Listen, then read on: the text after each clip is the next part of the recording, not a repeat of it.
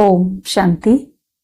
4 अगस्त 2025 आज की बाबा की मुरली से मुख्य बातें सुनेंगे। आज बाबा ने कहा, मीठे बच्चे, बाबा तुम्हें किंग ऑफ फ्लावर बनाने आए हैं।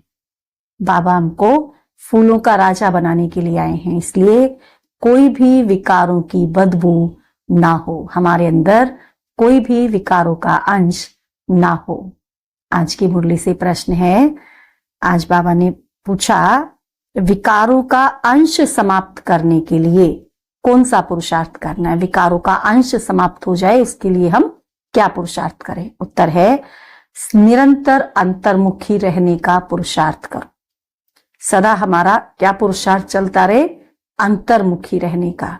अंतर्मुखी माना सेकंड में शरीर से डिटैच, 1 सेकंड में शरीर से न्यारा हो जाए। इस दुनिया की सुध बुध बिल्कुल भूल जाएं। इस दुनिया की पुरानी बातों को, इस दुनिया की चीजों को, इधर उधर की बातों से अपना बुद्धि योग हटाएं। व्यर्थ से अपने को डिटैच रखें, फालतू बातों से डिटैच रखें। 1 सेकंड में ऊपर जाना और आना।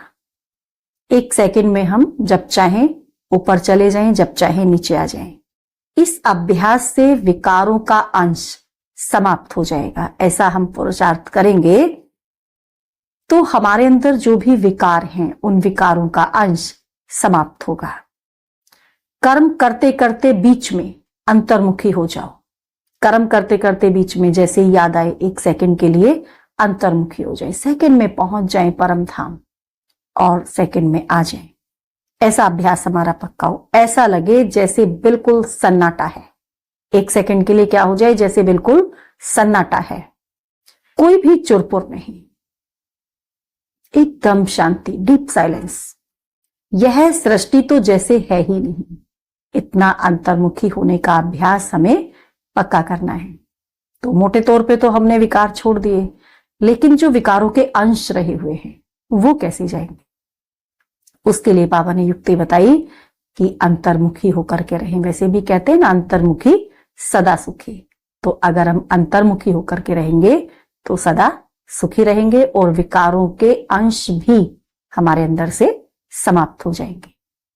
आज की मुरली से धारणा के लिए मुख्य सार है।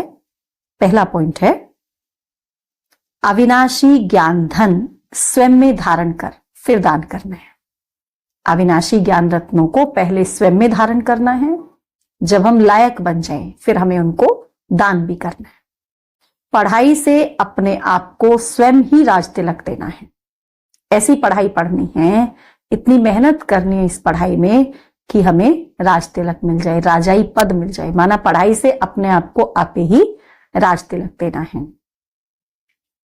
जैसे बाप कल्याणकारी है, बाबा कल्याणकारी है ना, कल्याण करने तो आया है सबका। तो हम कौन है? हम उसके बच्चे हैं, तो हमें भी सबका कल्याणकारी बनना है। दूसरा पॉइंट है, खाने पीने की पूरी परहेज रखनी है।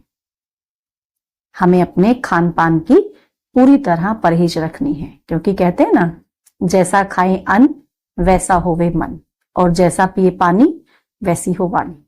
तो हमें अपने खान पान पर पूरी अटेंशन देनी है, शुद्ध रखना है। कभी भी आंखें धोखा ना दे, इसकी भी संभाल करनी है। सबसे ज्यादा कौन धोखा देता है ना? कर्म इंद्रियों में, स्थूल कर्म इंद्रियों की अगर बात करें तो सबसे ज्यादा कौन धोखा देता है? आंखें धोखा देती हैं। तो आंखों की भी हमें संभाल रखनी है।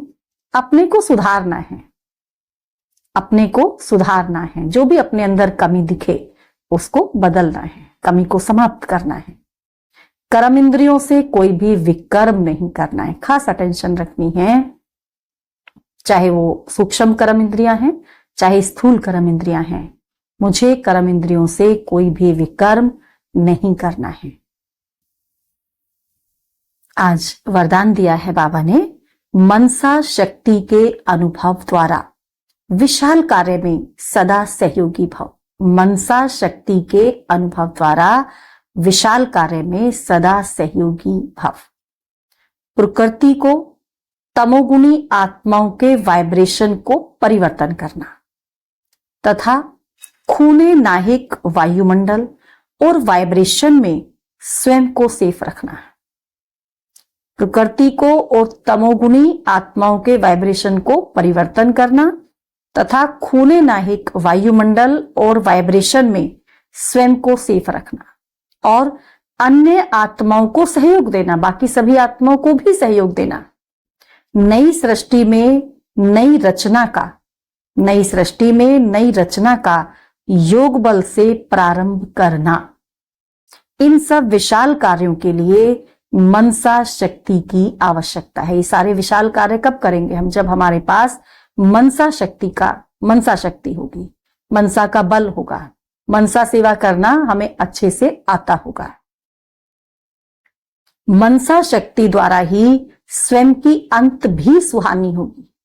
जितनी जितनी हम मनसा सेवा करेंगे तो उससे हमारी भी तो अवस्था अच्छी होगी ना, तो अंत समय में वो हमारे बहुत काम आएगी। मनसा शक्ति अर्थात श्रेष्ठ संकल्प शक्ति। मनसा शक्ति माना क्या?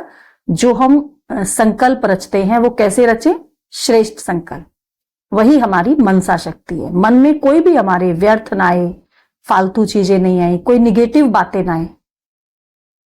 तो एक के साथ लाइन क्लियर। हमारा जो मन है वो कहां लगा रहे? सदा एक के साथ, माना हमारी लाइन एक के साथ क्लियर हो।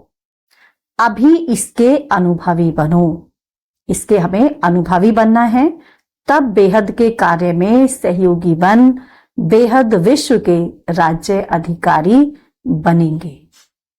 आज की मुरली से स्लोगन है, निर्भयता और नम्रता ही योगी व ज्ञानी आत्मा का स्वरूप है। योगी और ज्ञानी आत्मा कैसी होगी? वो निर्भय होगी और सदा ही नम्र होगी। अव्यक्त इशारे हैं, सहज योगी बनना है तो परमात्म प्यार के अनुभवी बनो। परमात्म प्यार आनंद में झूला है। बाबा का प्यार झूला है ना, आनंद का। इस सुखदाई झूले में झूलते सदा परमात्म प्यार में लवलीन रहो। इस सुखदाई झूले में सदा झूलते रहो, परमात्म प्यार में सदा खोए रहो, लवलीन रहो। तो कभी कोई परिस्थिति व माया की हलचल आ नहीं सकती। फिर कभी भी कोई परिस्थिति व माया की हलचल हमारे सामने आ नहीं सकती। परमात्म प्यार अखुट है। कैसा है परमात्म प्यार? अखुट है, माना इतना है कि कम नहीं होता कभी। सबको अखुट देने के बाद भी अखुट है, इतना अखुट है, अटल है, और इतना है जो सर्व को प्राप्त हो सकता है।